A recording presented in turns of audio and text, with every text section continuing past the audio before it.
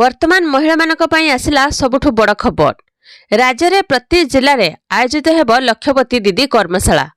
ए लक्षपति दीदी कार्यक्रम को मिशन मोड्रे नेबापई निर्देश देइछन्ति प्रभाती परिडा।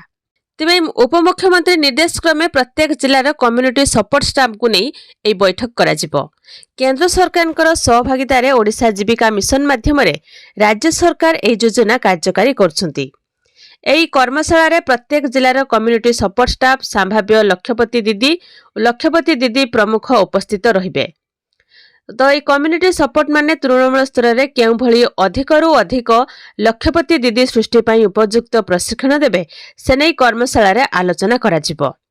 एहा छड़ा जो महिला माने लक्षपति दीदी होई सारछन्ती सेमाने एही कर्मशाला प्रेरणादायी आलोचना रे भाग नेबा सह अन्य मानकु उत्साहित करिवे।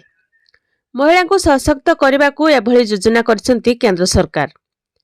ए योजना रे महिला को रोजगारक्षम करने को उद्योग रही। स्किल डेवलपमेंट योजना माध्यम ट्रेनिंग दिया जाउछि। व्यवसाय बढ़ाइबा पई बिना सुधरे 5 लाख टंका जाय ऋण मध्य दिया जाउछि।